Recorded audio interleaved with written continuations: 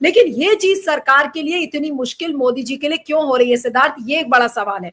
आज मोदी जी, अगर हुआ भी है, मैं अगर की बात कर रही हूँ क्योंकि अभी कोई आधिकारिक पुष्टि नहीं हुई है कि हमारे कितने प्लेन्स गिरे हैं, लेकिन जिस तरीके से अंतरराष्ट्रीय खबरें आई हैं, आसिम मुनीर ने भी कहा, अब जैसे मैं आसिम मुनीर का नाम लूंगी तो लोग बोलने लगेंगे अरे आप तो पाकिस्तान की भाषा बोल रहे हैं। इसलिए मैं यही कह रही हूं कि अभी भारत ने पुष्टि नहीं की है, लेकिन क्या अब इतना रायता फैल चुका है इस फाइटर जेट को लेकर कि अब समय आ गया है कि कम से कम संसद में मोदी जी या रक्षा मंत्री कम से कम इस बात का खुलासा तो करें और मुंह तोड़ जवाब दें। अब कल अगर राहुल गांधी ने ही इसको ट्वीट किया या राष्ट्रपति ट्रंप ने कहा कि 5 जेट्स गिरे थे, तो क्यों नहीं रक्षा मंत्री ने या मोदी जी ने उसको वापस उस पर काउंटर ट्वीट किया कि भाई आप लोग ये सब गलत सलत बातें मत करिए।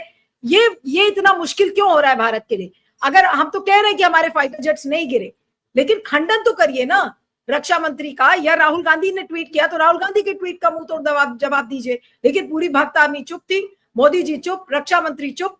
ये चुप्पी का जो कारण है ये और डाउट्स रेज करता है। जी सिद्धार्थ। जी मेरे ख्याल से डोनाल्ड ट्रंप साहब ने, आपने शायद विंग कमांडर अनुमा आचार्य जी को एक सवाल किया कि ये डोनाल्ड ट्रंप ऐसा क्यों कर रहे हैं, तो डोनाल्ड ट्रंप ने ना हमारे प्रधान जी को शुतुरमुर्ग बना के रख दिया है। अब आप शुतुरमुर्ग को कहिएगा कि गर्दन नीचे क्यों किए हुए हो, गर्दन ऊपर क्यों नहीं करोगे, और ये कोई बड़ी बात नहीं है, ये पहली बार नहीं है। गालवान में जिस समय चीन हमारे अंदर घुसा था उस समय 11 जिनपिंग ने भी प्रधान जी को शुतुरमुर्ग बना के रखा था। तो क्रिकेट में एक कहावत है, सुरेश रैना का नाम सब लोग जानते हैं, आईपीएल के बहुत बड़े खिलाड़ी थे, लेकिन कभी टेस्ट मैच नहीं खेल सके क्योंकि एक आध टेस्ट खेला ना तो बाउंसर वो खेल नहीं पाते थे। पूरी दुनिया को मालूम पड़ गया कि सुरेश रैना को बाउंसर खेलने नहीं आता, इसीलिए वो टेस्ट मैच नहीं खेलते थे। लेकिन आईपीएल के बहुत बड़े चैंपियन थे, आईपीएल के सुपरस्टार थे। तो मेरे ख्याल से प्रधान जी जानते हैं कि ऑपरेशन सिंदूर और खास करके सीज फायर के मामले में वो बैकफुट पर हैं, सबको पता है। ये विपक्ष क्या सवाल करेगा, बीजेपी के खुद वोटर पूछ रहे हैं कि हम तो वोट दिए थे भैया, तुम आके मेरे घर पर बोले थे कि हम अखंड भारत बनाएंगे, तुम आके हमको बचपन से हमको गुट्टी पिला रहे थे कि पीओके हमारा है। आपने 2019 में जिस समय जम्मू कश्मीर का नया राज्य बनाया तो उसमें आपने पाक अधिकृत कश्मीर में भी 26-27 सीटें रख दी। तो आप जिस समय मौका था, दस्तूर भी था, भारतीय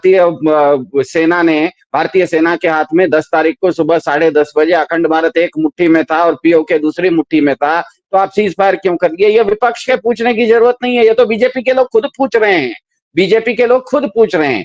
दिक्कत ये है कि इस चीज का जवाब देंगे तो फंस जाएंगे। इसीलिए मेरे ख्याल से जिस तरह से 11 जिनपिंग के साथ हुआ था, कालवान में आए थे तो हमने भारत के प्रधान जी बाहर निकल के बोल दिए थे कि कोई आया नहीं, कुछ हुआ नहीं करके। तो मेरे ख्याल से वो इस चीज को फेस नहीं करेंगे। और जिस तरह से कुणाल भाई ने कहा, आप जितना ज्यादा सवाल इनको यहाँ पर संसद में पूछेंगे, वो संसद से बाहर जाके, क्योंकि बिहार के चुनाव होने वाले हैं, वहां जाके बोलेंगे कि देखो हमें परेशान लोग कर रहे हैं, मैं भारत की सेवा कर रहा हूं और ये लोग मुझे परेशान कर रहे हैं। मेरे ख्याल से विपक्ष को थोड़ा सा अपना टैक्टिक्स बदलना चाहिए। ये जो मामला है, ट्रंप साहब, देखिए ट्रंप साहब कहीं जाने वाले नहीं है। अगर उन्होंने 23 बार बोल दिया है तो ये मान के चलिए कि सितंबर 15 होते होते, हमारे प्रधान जी के 75वें जन्मदिन होते होते, वो 75वें जन्मदिन के दिन 75वीं बार बोल के उनको एक विशेष गिफ्ट भी दे सकते हैं। ट्रंप साहब ये कहीं जाने वाले नहीं है, ये मुद्दा है। मुख्य बात ये नहीं है। मेरे ख्याल से बीजेपी को अभी बैकफुट पर अगर लाना है तो कल से संसद का सत्र शुरू होने वाला है। 28 तारीख को ईसीआई का, चुनाव आयोग ने जो सर नाम का एक बेसिर पैर का क्या कहते हैं काम शुरू किया है, उस पर जजमेंट या उस पर निर्णय या उसकी सुनवाई इसमें होने वाली है सुप्रीम कोर्ट में। बिहार का चुनाव पहले होने वाला है, बार बार सभी लोगों को बिहार जाना पड़ेगा। मेरे ख्याल से विपक्ष को इस मुद्दे को, खास करके जो सीज फायर का मुद्दा है, ये ट्रंप साहब ने खुद उठा लिया है, वो शुतुरमुर्ग बने हुए हैं, तो उसमें तो वो कहीं विषय जाने वाला नहीं है। वो शुतुरमुर्ग फंस गया वहां पर, उसको छोड़ दीजिए। आप तो उठाइए अभी सर की बात, क्योंकि आप जैसे ही चुनाव बिहार में जो सर वाला काम कर रहे हैं, जो स्पेशल इंटेंसिव रिवीजन, उस पर जैसे ही सवाल पूछेंगे तो एक चीज पक्का हो जाएगा कि बीजेपी के ही बिहार के सहयोगी दल, वो चाहे जेडीयू हो या चिराग पासवान हो, वो खुल के बीजेपी के समर्थन में नहीं आएंगे, क्योंकि सर के चलते बिहार में इतना लोगों में गुस्सा है। और सर अगर सफल हो गया तो उसमें जेडीयू के भी तो वोटर जाने वाले हैं। वो मजबूरी में बीजेपी के साथ हैं, लेकिन इस पूरे के पूरे प्रयोग के साथ नहीं है। अगर विपक्ष समझदारी से इस विषय को, ये विषय है, मतलब ये 5 जहाज वाला विषय कहीं जाने वाला नहीं है, ट्रंप साहब यही है, सीज फायर हो चुका है, वो सीज फायर फिर से वायलेट नहीं होने वाला, फिर से ऑपरेशन सिंदूर नहीं शुरू होने वाला है। आप इस विषय के बदले अगर एसआईआर के विषय को ज्यादा प्रमुखता से उठाएंगे तो होगा ये, मैं संख्या के रूप में बता रहा हूं, हमें पता है कि एनडीए के पास 293 क्या कहते हैं एमपी हैं, लेकिन एसआईआर का विषय उठाते ही उसमें से 28 लोग बीजेपी का साथ नहीं देंगे, जेडीयू खुल के बीजेपी के साथ नहीं आएगी, वो सदन में ये नहीं बोल सकती है कि एसआईआर ठीक हो रहा है। चंद्रबाबू नायडू पहले ही बोल चुके हैं कि एसआईआर नहीं होना चाहिए, तो आप 293 में -28 कर दीजिए, बीजेपी का पूरा इकोसिस्टम 265 पर आ जाता है। और जो बीजेपी के नहीं, मैं सिद्धार्थ के पास आती हूँ, उसके बाद कुणाल के पास आऊंगी कि सिद्धार्थ, अब आपको क्या लग रहा है कि क्या इसको लेकर, जो फाइटर जेट्स को लेकर एक मिस्ट्री बन गई है पूरी तरह से कि कितने गिरे, कितने नहीं गिरे, कितना डैमेज हुआ, नहीं डैमेज हुआ। मुझे अभी भी याद है कि जब पहलगाम अटैक के बाद जब राहुल गांधी कुछ 2 हफ्ते के बाद जब वहां पहुंचे थे, तो हम लोगों ने बहुत सारी डैमेज की तस्वीरें उस समय देखी थी, लेकिन आज तक हमें ये नहीं पता है कि Indian side of the border पर कितना डैमेज हुआ है। उसको आधिकारिक रूप से मुझे नहीं लगता, मैंने हो सकता मिस किया हो, अगर आप लोगों ने कहीं पढ़ा है तो उसको भी बताइए कि क्या हमें कितना डैमेज हुआ है। इस सवाल पर पूछने के लिए भी क्या इतनी मगजमारी करनी पड़ रही है कि भाई उरी में जो बॉर्डर एरियाज हैं कितना वहां पर डैमेज हुआ ये बताया जाए।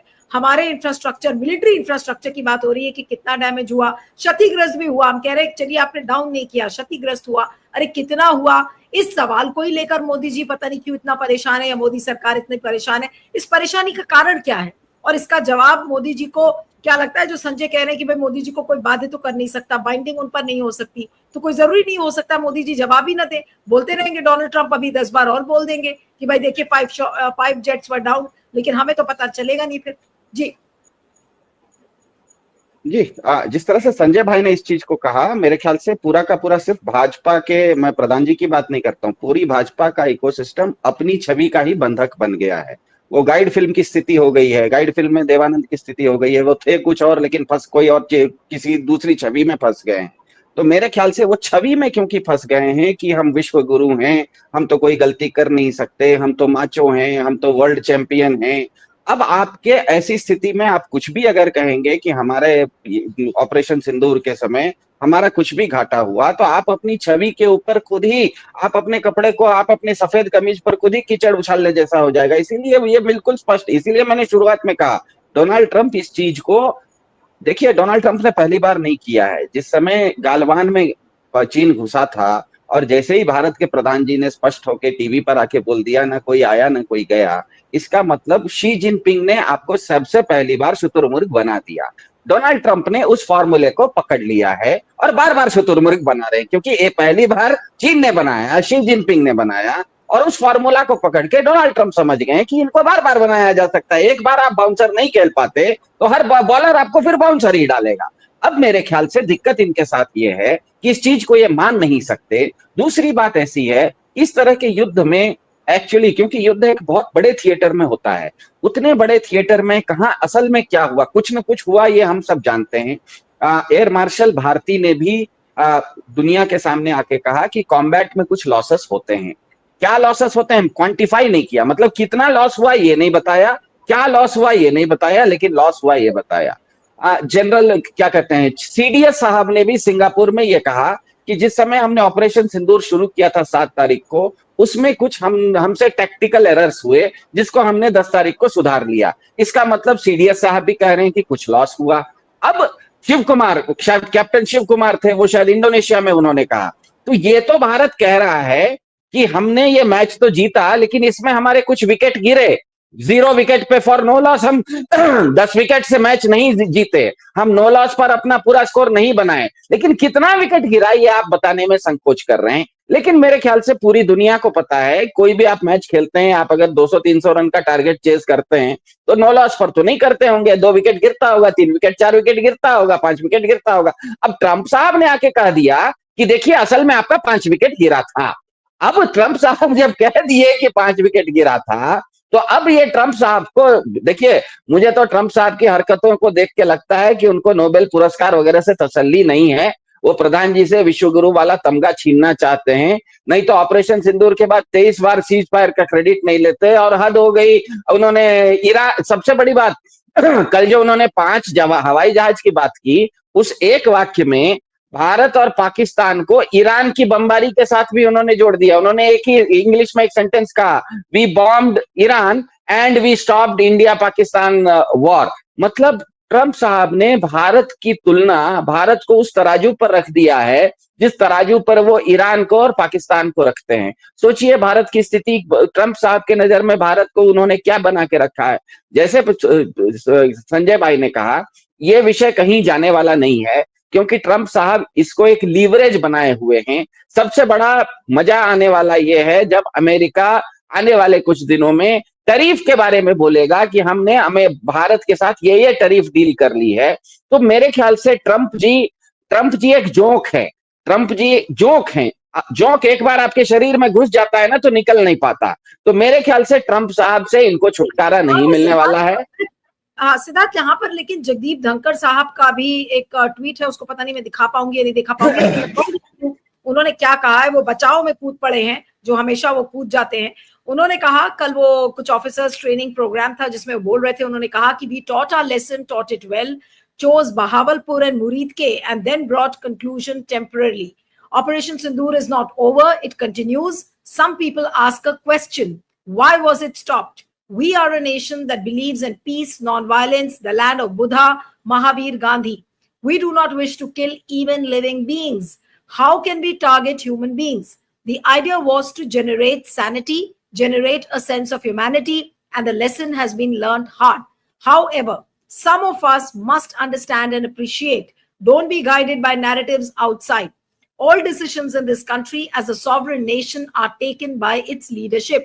There is no power on the planet to dictate to India how to handle its affairs. We do live in a nation and nations that are a committee. We work in togetherness, we work in tandem, we have mutual respect, diplomatic dialogues, but at the end of the day, we are sovereign, says Vice President Jagdeep Dhankar as he addresses the officer trainees of the 2024 batch of the Indian Defence Estates Services.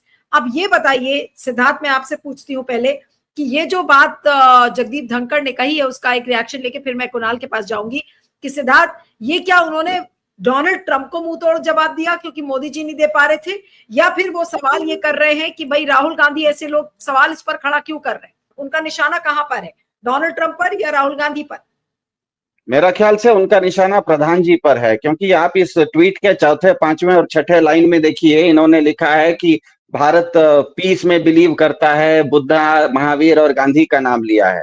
तो मुझे बताइए, जो आप कह रहे हैं कि आप शांति में विश्वास करते हैं, गांधी का नाम लेते हैं, बुद्ध का नाम लेते हैं, महावीर का नाम लेते हैं, इनमें से किसने बोला था कि घर में घुस के मारेंगे? कभी गांधी ने किसी को बोला कि घर में घुस के मारेंगे? कभी महावीर ने बोला कि घर में घुस के मारेंगे? कभी बुद्ध ने बोला कि घर में घुस के मारेंगे? कभी शांति की बात करने वाला ये कहता है कि घर में घुस के मारेंगे? घर में घुस के मारेंगे, ये तो भारत के प्रधान जी का स्टेटमेंट है। तो मेरे ख्याल से तो धनखड़ जी भारत के प्रधान जी को ट्रोल कर रहे हैं कि आप बुद्ध, एक तरफ तो बुद्ध की बात करते हो, शांति की बात करते हो, महावीर की बात करते हो, गांधी की बात करते हो, दूसरे ही शब्द में आप ये नहीं कह सकते कि आप घर में घुस के मारेंगे। क्यों घर में घुस के मारेंगे? मुझे बताइए, किसी आज तक तो मैंने नहीं पढ़ा किसी गांधी के किसी स्टेटमेंट में कि गांधी ने किसी को बोला हो मैं घर में घुस के मारूंगा। गौतम बुद्ध के किसी क्या कहते हैं मंत्र में या उनके किसी उपदेश में मैंने ये नहीं पढ़ा, हमने ये कभी सुना नहीं कि गौतम बुद्ध ने बोला कि घर में घुस के मारेंगे।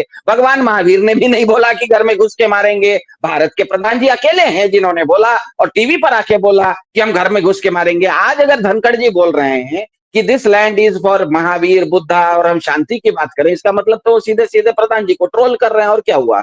आप तो पहले कहेंगे कि हम घर में घुस के मारेंगे, फिर कहते हैं कि हम गांधी और बुद्ध में हैं, हम शांति की बात करेंगे। तो इसका मतलब आप अपने ही प्रधान जी को आप ट्रोल कर रहे हैं। इतना ही हुआ। इसीलिए मैं कह रहा हूं, मेरे ख्याल से पूरा बीजेपी इकोसिस्टम ना, ये जब से ट्रंप साहब, इसीलिए फिर मैं कह रहा हूं, ट्रंप साहब ने इनको शुतुरमुर्ग बना के रखा हुआ है। जिस दिन से सीज फायर करवाया उसी दिन से शुतुरमुर्ग बना के रखा है। अब शुतुरमुर्ग क्योंकि उसकी गर्दन बालू के अंदर चली गई है, बाहर दुनिया में क्या हो रहा है उसको पता ही नहीं है।